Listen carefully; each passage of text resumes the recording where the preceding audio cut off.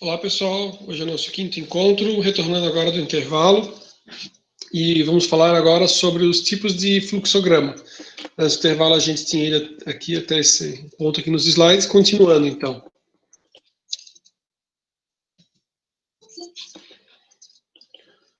O primeiro fluxograma que a gente vai ver é conhecido como fluxograma por blocos, né? A gente havia comentado com vocês, a gente vai trabalhar desde uma representação, que ela é uma representação gráfica mais simplificada, vai depender ao público a quem se destina, até um nível de detalhamento maior. Então, o primeiro fluxograma por blocos, né, ela é uma representação da sequência dos vários passos ou de grupos de passos de um determinado processo. Ele vai representar de uma forma mais genérica, né, o processo, e não há uma preocupação em identificar, por exemplo, assim, onde é que fica aquela unidade, quais são os cargos, né, a localização de cada uma da atividade no processo. Para quando que esse fluxograma ele é indicado? Ele é indicado quando se quer fazer um esboço do processo que vai ser estudado, né? Então, um preliminar, por exemplo, quer fazer um esboço, uma análise preliminar é o indicado. Quando é necessário apresentar o processo a pessoas, né, pouco acostumadas com os fluxogramas, também é esse o adequado, o indicado. O propósito é fazer apenas uma análise superficial do processo para decidir se vale a pena ou não, né, detalhá-lo, para apresentar a pessoas que não conhecem profundamente. Então, aqui um exemplo, né, de um fluxograma por blocos. Processo de recebimento de matéria-prima. Então, assim, como é que é o processo aqui? Recebe da transportadora, né? Sempre lembrando ali a distinção de fluxograma, a distinção entre fluxograma e organograma, que é a questão das setas, né? Então, recebe da transportadora, consulta o pedido de compra, né? Consultou lá os pedidos, certo? Né? Vai para teste de laboratório. Então, aqui ele botou como sendo dois caminhos, né? Ou envia o lote ao depósito, ou devolve o lote ao fornecedor, tá? Só para daí fazer uma sequência, porque poderia ter aqui só uma continuação que aconteceria uma ou outra coisa, né? Ou tipo assim, estando ok, envia o lote a depósito. Aí vai seguindo numa mesma sequência. Ele daí poderia nem abrir esses dois lados aqui, né? Tipo assim, esquerda e direita. Ele poderia dizer assim, estando certo, envia o lote a depósito e vai adiante, tá? A ideia do fluxograma por blocos ele é ser, né, de uma forma bem simples, a pessoa conseguir visualizar e compreender, tá? Próximo. Ô, professor, Oi, próximo exemplo. isso só um comentáriozinho. Isso é semelhante a uma chave de campeonato, né? Só que ao contrário, né? A chave de campeonato começa vários e vai se fechando até ficar um. Esse começa de um e vai se abrindo para vários, né? Isso pode ser. Não sou muito entendido da chave do campeonato, mas é isso aí. Aí ele vai afunilando até chegar ali o campeão. Perfeito. Isso. Bom, obrigado pelo exemplo, Daniel. Muito bom. Ó, um outro exemplo, que depois a gente vai ver mais detalhado, é o processo de adiantamento de salário, né? Esse já é interessante, ó, já é interessante. Então, o que acontece? Como é que funciona, né? Diz assim, ó, o funcionário preenche a solicitação de adiantamento de salário, aí é verificada a data limite. Se, né, ou a data limite é dia 20, ou vai acontecer a recusa da solicitação de adiantamento de salário, e acabou a conversa, ou vai ser enviado ao setor de pagamento. O setor de pagamento registra o valor solicitado e efetua o pagamento. Esse exemplo aqui, vocês vão ver que a gente vai detalhar ele mais adiante, tá? Então, assim, ó, como é que seria esse exemplo utilizando o fluxograma por blocos? Tá aqui, vamos adiante. Um outro fluxograma, conhecido como fluxograma vertical, já vi cair assim em questão de concurso também. Como o nome sugere, ele é formado por colunas verticais, né? Deixa eu botar a imagem dele. Ó, ele é assim, ó. E se a gente ver uma folha inteira, ele está assim, ó. Então, a folhinha inteira dele, né? Aqui em cima, ele tem o que significa cada um dos símbolos, o setor efetuado por e a data. O que eu fiz? Na imagem anterior, ó, é como se fosse ampliado, tá vendo? Ó? Essa parte superior aqui, ó, detalha mais, ó. Então, ele diz o que é cada um dos símbolos, né? Ó, Símbolo para operação, análise. Símbolo, que é o retângulo, execução ou conferência. Demora. Arquivo provisório, que é o triângulo. Triângulo invertido, arquivo definitivo. Transporte, né? Quem foi, ó, quem que é o cliente, processo, atual proposta, estudado por e data. Então tá. Só quis mostrar para ficar mais legal quando a gente visualiza, né? Ele é mais utilizado para a descrição de rotinas e ele também é conhecido como folha de análise, folha de simplificação do trabalho ou diagrama de processo. Esse tipo é geralmente destinado à representação de rotinas simples em uma unidade específica da empresa. Então, assim, ó, qual que é a vantagem? Diz assim, ó, permite ser impresso como formulário padronizado, rapidez no preenchimento, os símbolos já se encontram impressos e facilidade de leitura por parte dos usuários. Então, assim, ó, o fluxograma vertical, ele foi pensado da seguinte forma. Lembra que a gente falou que tudo tem uma evolução, né? Então, a empresa, imagine a empresa quando o funcionário não tinha tudo de forma eletrônica. Então, ele tinha esse formulário impresso como um formulário padronizado, tinha o supervisor, né, o profissional que ia fazer essa análise com aquela prancheta, lembra da prancheta? Né, com a prancheta e com a caneta. Então, ele vai fazendo, ele pinta, né, os símbolos, olha aqui, ó. Tá vendo aqui, ó? Ele faz aqui com a caneta, né? Ele pinta aqui qual que é o símbolo, e daí depois ele diz qual que é a unidade e qual que é a descrição. Professor, mostra um exemplo. Aqui, ó, exemplo, né? Então, aqui, ó, o símbolo, ó, esse é o símbolo do transporte, ó, transporte, preencheu isso aqui na localidade, né? Recepção, ó. Aí diz, ó, recebe do transportador a nota fiscal e retira a amostra da matéria-prima. Transporte de novo, envia a amostra ao laboratório. O símbolo aqui, ó, da espera, tá vendo, ó? Espera resultado dos testes de qualidade. Próxima etapa, operação, ó, que eu tô vendo aqui em cima, ó. Operação, se estiver ok, recebe. Se estiver sem qualidade, devolve. Professor, volta uns slides. Vou voltar uns slides. Tá vendo isso aqui, pessoal, ó? Recebe da transportadora, consulta o pedido, teste laboratório, devolve ou envia. É o mesmo, olha aqui, ó. Só que qual é a diferença? A diferença é que ele tem a prancheta, né? A prancheta, aí com aquele grampinho assim, né? No formulário impresso, e ele tem aqui, ele faz anotações de como é que é as etapas. Então, quem está acompanhando, depois ele quer ver por esse fluxograma, ele lê aqui as etapas, ó. Ele vê cada uma das etapas, tá vendo? Tá a sequência numerada, ó. E daí ele vai, ó. Envia o material recebido ao almoxerifado, depois envia a nota fiscal mais a terceira via, né? Para contas a pagar. Contas a pagar recebe a nota fiscal e envia, e a terceira via, né? Do aviso de recebimento. Depois, confere a nota fiscal com a R e envia. E depois aqui, ó, arquivo definitivo. Tá? Então, assim, ó, esse aqui, o autor, né? Tadeu Cruz, 2002. Então, isso consta lá nas nossas bibliografias. Aqui são os símbolos que, na verdade, já constam aqui, ó, no próprio formulário, no fluxograma. E é o mesmo exemplo, né, e detalhado. Daí o que acontece? Ele é bom para quando você vai fazer análise, a pessoa pode estar com papel impresso fazendo a prancheta. Tá, professor, ele pode ter um formulário online também num tablet. Beleza, ele pode ter um formulário online no tablet, ele preenche e daí ele desenvolveu ali o fluxograma vertical, tá? Pode ter no tablet. Não, o tablet tem o touch ali, eu tenho até as canetinhas, beleza? Então, aqui um exemplo, que era o mesmo que a gente tinha visto anteriormente, agora, né, por blocos, agora no vertical, mais detalhado.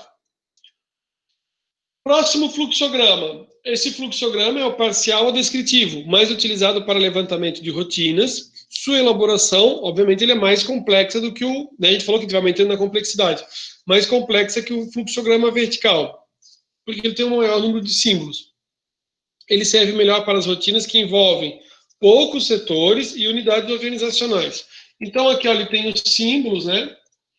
Arquivo, ó, de símbolo para decisão, símbolo para documento, ó, que é arredondadinho aqui, ó, né? Sentido ou circulação.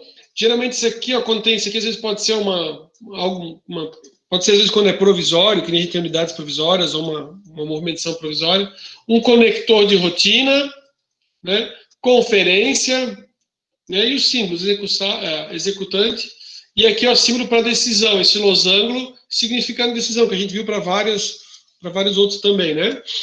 Vamos mostrar o exemplo, então. Exemplo. Aqui, ó. Aqui é um exemplo de cortar cabelo, né? Um exemplo simples, só a título de curiosidade. Diz assim, ó. Início. Precisa cortar cabelo? Não. Daí vai para o B. O B aqui é tipo um conector. Às vezes, se não cabe numa página, você tem lá numa outra página onde é que vai o B, né? O conector. Porque às vezes não consegue mostrar tudo numa única página. Então, ele diz assim, ó, vai para o conector B, uma outra página vai começar com B, tá? Aí, ó, precisa cortar cabelo? Sim. O carro está disponível? Não. Se não, caminha até o barbeiro. Se estiver disponível, dirige até o barbeiro. Chega lá, o barbeiro está disponível? Se sim, corta o cabelo. Aí depois vem aqui o A. Se não, né, tem mais de 3 na espera? Sim. Esse sim aqui deve ser, né? Se não tiver mais de 3 na espera, aguarda e depois corta o cabelo, tá? E aqui ele mostra um C, que é uma outra situação, que daí teria que ter um outro conector ali para o C. Um outro exemplo aqui, ó. Esse exemplo aqui, ó. Liberação comercial aprovada, submissão de um plano de monitoramento e requisição de isenção. Aí se a isenção foi concedida, beleza, já resolveu o processo. Se não, aí ele vai, ó. Execução do plano de monitoramento. Riscos negligenciáveis, né? Se não, vai aqui, ó, medidas de mitigação implementadas. Se sim, aí ele vai mostrando toda a questão aqui do fluxograma, ok? Então, aqui, ó, eu tenho símbolos, né, para arquivamento, símbolo para documento, entrada, saída. E isso aqui é um gabarito, né, um gabarito. Com o computador, é mais difícil vocês fazerem assim, né? Eu acho que eu comentei em outro momento, a minha tia e minha mãe são engenheiras civis, né? Então, na família a gente tem, meu cunhado é engenheiro também, então tinha essa questão das várias réguas, né? Aí tem aquelas canetas especiais e tudo mais. Hoje em dia o engenheiro trabalha com AutoCAD, né? O engenheiro não vai pegar e ter a régua. Lembro que no começo do material ele fala, utilize o papel quadriculado, aqui ele tem o gabarito, aí a pessoa tem a régua para fazer os símbolos, né? Os símbolos têm tudo o mesmo padrão, o mesmo tamanho, fica realmente um negócio bacana. Professor, vou ter que comprar uma régua para a disciplina? Não, né? Na verdade, isso a gente consegue fazer tudo pelo computador, né? É muito mais prático. Mas beleza, aqui vocês têm o gabarito, o que é o gabarito, né? Trocar uma ideia. Aqui ele traz, ó, símbolo para decisão, né? Ó, entrada manual, operação manual, né? Processamento, ó. Então, e agora a gente vai falar, né, sobre o fluxograma global ou de coluna. Deixa eu só arrumar isso aqui, só um pouquinho. Só um segundo.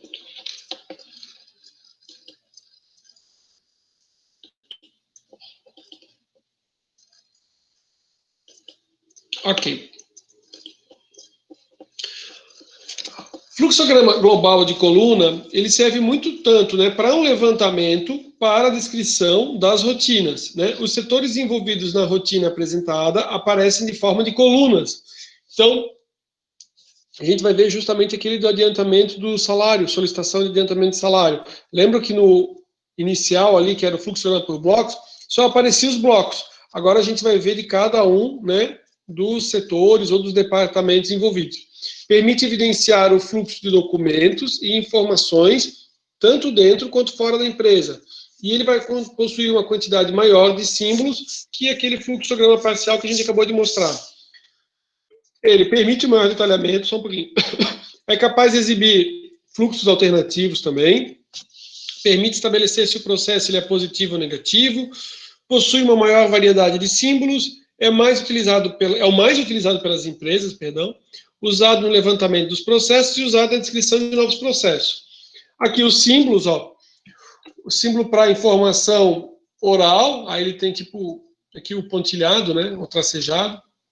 Decisão, né, ó, material, conector, conferência, terminal, inutilização, ó, o X, né, o arquivo, tomada de decisão, e vamos ao exemplo. Então aqui, ó, agora a gente vai explicar o exemplo ali que a gente tinha mencionado antes.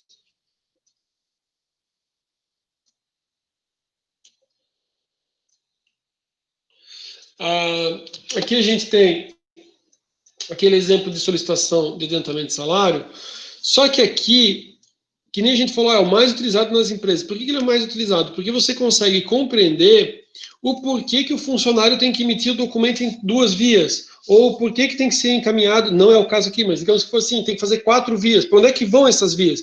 Para quem que devem ser encaminhadas? Então, assim, ó, ele é bem bacana. Vou mostrar aqui o exemplo, né? Então, aqui é o exemplo do funcionário, e o funcionário quer pedir adiantamento do salário dele, ok? Então, ele faz a solicitação de adiantamento de salário. Vejam, ele fez 2 vias, ó. Tá? Ele tem a via 1 e a via 2 aqui, ó. Aí ele vai encaminhar para quem? Ele encaminha, ó, a sequência, ele encaminha para o departamento pessoal. Chegando no departamento pessoal, a solicitação lá do funcionário, é verificada a data que foi feito esse adiantamento de salário. Se foi feito antes do dia 20, né, ó, se sim, né, simbolizando a decisão, esses documentos retornam para o cliente e são inutilizados. Ou seja, a solicitação de adiantamento de salário, ela só é, né, concedida se for após o dia 20, né? E olha como é fácil de você bater o olho, é claro que eu estou falando mais devagar, mas você bate o olho e você consegue compreender aqui como é que funciona, né? E é melhor do que se fosse todo um texto explicando. Professor, eu gostaria que tivesse os 2. Beleza, muito provavelmente na empresa tem os 2. Tem na forma descritiva e tem a imagem. A imagem, com certeza, ela vai ser o que vai ser mais utilizada. Ó, não, se a solicitação é feita, né, depois do dia 20, né, ou seja, ou do dia 20 em diante. Aí, uma das vias é arquivada aqui, ó, 2 anos, né, arquivada por 2 anos no departamento pessoal, e a outra é encaminhada ao departamento financeiro, tá? Aí você entende por que tal documento é feito em 2 vias. É diferente de situações onde, às vezes, alguma coisa, você tem que fazer um preenchimento de um formulário e a pessoa fala assim, faz em tantas vias. Mas a pessoa não sabe por que é feito em tantas vias. Eu quero perguntar, mas por quê? Não, a gente sempre faz. Aí, digamos que fosse a mesma situação, o financeiro recebe lá 3 vias, ele vai jogar 2 no lixo. Que não precisaria, né? Então, aqui, num processo de análise aqui, ele fala, precisa de 2 vias. Uma vai ficar arquivada lá no departamento pessoal e a outra vai para o departamento financeiro. Chega no departamento financeiro, é registrado o valor solicitado, né? Essa solicitação, ela também vai ficar arquivada por 2 anos, tá? Lá no financeiro, e é emitido um cheque. Esse cheque, então, é fornecido lá para o funcionário e terminou o processo, tá? Então, assim, aquele que a gente viu anteriormente, né? Aqui ele está mais detalhado. Oi? 2 anos ou 5 anos no financeiro? Aqui nesse exemplo aqui está arquivado 2 anos. 2 anos. Aqui para mim dá para ver que é 2, mas para vocês está meio que um borrão ali, tá? Mas assim, ó, professor, na minha empresa a gente arquiva 5 anos, beleza? Aqui é só o exemplo, tá? Aqui é só o exemplo. Porque alguns vão dizer assim, professor, a gente nem usa mais cheque, né? Tá? Mas aqui o arquivo foi de 2 anos. Na prática, o que acaba acontecendo muito hoje em dia é o seguinte, já que a gente está falando de organização, sistemas e métodos, a gente está falando como é que a gente trabalha, né? O que eu posso adiantar para vocês? Teve uma pessoa que veio me perguntar recentemente sobre isso, que dá até uma dó no peito, né? Mas eu falei para ele assim, olha, até hoje eu não tenho tido problemas com o INSS. Mas olhem só, falei do INSS pelo caso mais simples. Não tem pessoas que trabalham como segurado trabalham como segurado, né, contribuinte individual, ou se não, é segurado facultativo. Segurado facultativo é assim, não trabalha, mas quer contribuir para o INSS para poder se aposentar, tá? Ou contribuinte individual, Aí tem aquele carnezinho de GPS que ele vai pagar. Ele preenche, né? Aquele carnezinho na mão, aquele verso carbonado. O professor dá para fazer pelo computador? Dá. O professor, quando tem alguém pede, assim, tipo que é um cliente, como é que faz? No computador, né? Mas assim, como é que o pessoal paga até hoje, 2020, tá? Eles vão lá na papelaria, eles pedem aquela guiazinha do GPS e vão pagar aquilo e preenche, tá? Professor da zebra, dá um monte, né? Tipo assim, ó, muda o salário mínimo e o cara tá pagando com valor mais baixo. Aí aparece lá no INSS, valor da contribuição abaixo do mínimo. Daí o INSS não considera, né? Aí tem que pedir para pagar a diferença, umas coisas bem assim, né? Ou o cara erra o código na hora de digitar e a gente começa a descobrir depois. Mas o que eu quero comentar com vocês é o seguinte. Falei justamente disso porque a guia lá do GPS, a pessoa vai lá e paga onde? Ele vai lá e paga na lotérica, né? Na lotérica vem aquele papelzinho da caixa da lotérica que se apaga, né? Aliás, em tudo quanto é lugar aquele papel se apaga, né? Então, assim, vem os carnês, porque assim, ó, vocês sabem quanto tempo que o cara leva para se aposentar, né? Aí vem os carnês, tudo apagado, não dá para ler coisa nenhuma, só dá para ver um papel branco grampeado ali no carnê. Graças a Deus, assim, dos casos que eu fui ver, que eu estava comentando com vocês, aparece ali a contribuição, né? Mas assim, ó, por que eu estou falando isso? Porque o que a gente faz, né? Eu não faço com tudo, mas no escritório a gente faz com tudo. É assim, ó, foi feito o pagamento, é digitalizado e vai para o arquivo digital. Fica tudo digitalizado. A gente não tem a preocupação de ter aquele papelzinho. Por quê? Porque comprovante de depósito e pagamento, aquilo se apaga. Aquele papel que a gente faz depósito nas máquinas, passa, não precisa passar anos, tá? Passa uns 3 meses, já apagou. Se o cara botar na roupa da calça, assim, também não teria como, né? Mas, sei lá, se pega um dia de calor e coisa e tal, no mesmo dia o cara perde o papel. Dá fim naquilo. Então, assim, ó, nós digitalizamos todos esses comprovantes e daí você tem um histórico. Então, eu tenho repasses que são feitos, eu tenho um histórico. Eu tenho pagamento, por exemplo, despesa de aluguel de salas lá. É tudo feito. O que foi transferido, o que não foi transferido, tá? Pessoalmente, particularmente, às vezes a gente acaba não fazendo, né? Às vezes tem coisa que você manda, acaba mandando pelo WhatsApp para ter um controle, um registro que fez o pagamento, coisa para tentar puxar por lá, mas tem coisas que a gente acaba não fazendo. Mas assim, ó, é o ideal, né? O que eu escuto muito as pessoas falarem para mim é assim, a pessoa deveria, assim que ele fez aquele pagamento da GPS, ele deveria tirar uma cópia. Pô, mas então por que a lotérica não faz um papel decente, né? Se o cara tiver que sair no setor de fotocópia e tirar fotocópia de tudo também, daí, né? Mas enfim, é uma preocupação, né? Ou acompanhamento, né? Se o cara acompanhar o extrato CNIS, ele vai ver ali se aparece a contribuição. Aí é o melhor, tá? É o ideal. O ideal é acompanhar, né? Para não deixar assim, passou 20 anos para daí o cara lá ver se está aparecendo os dados ou não. Beleza? Já passaram por isso também, do documento ir apagando?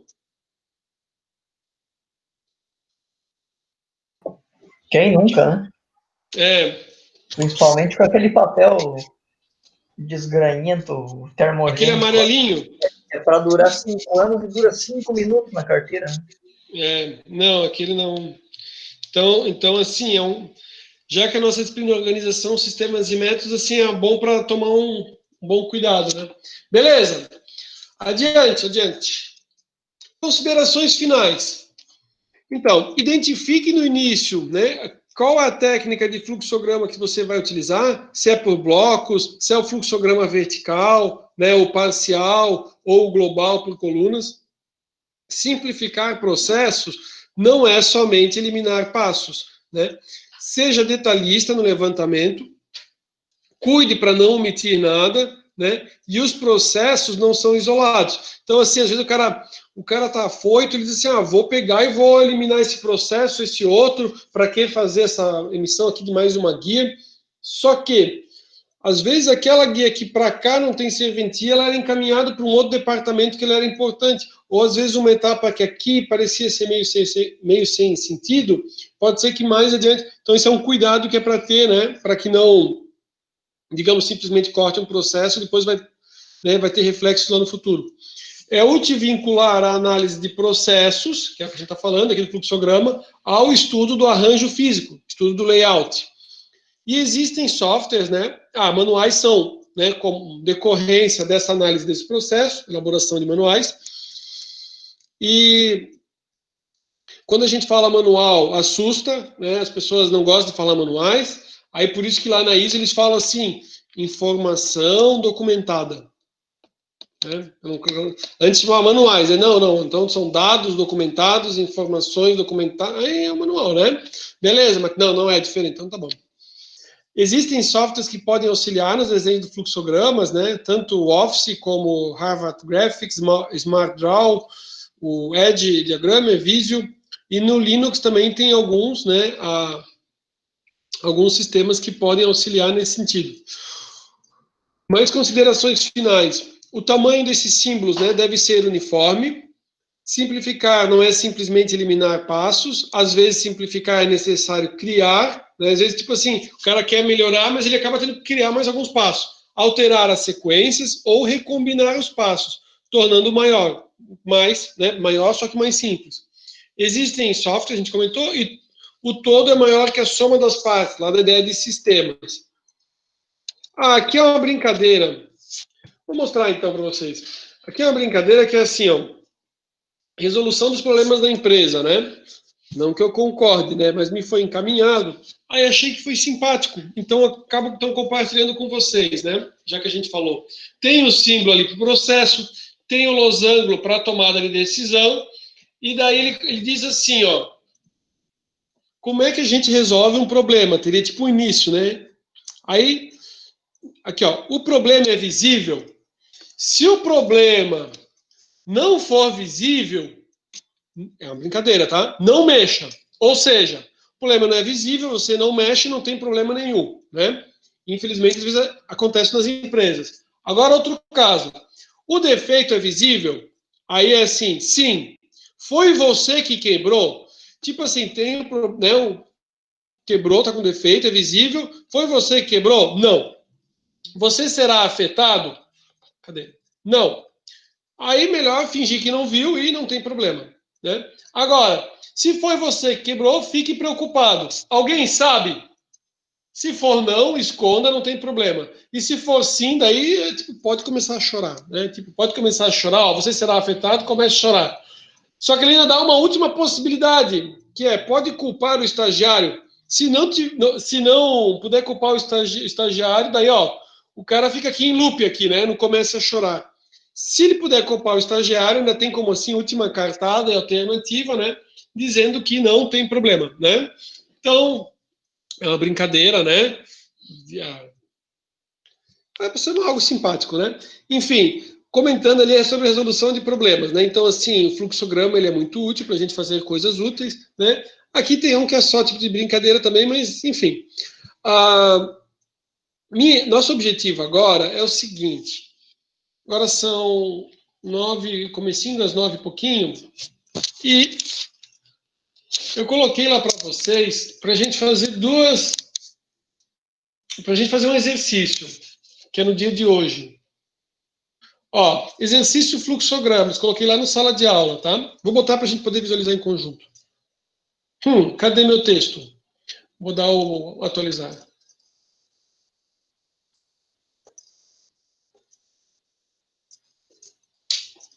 Só um pouquinho. Que coisa, né? Bem quando eu estou gravando, passar por isso.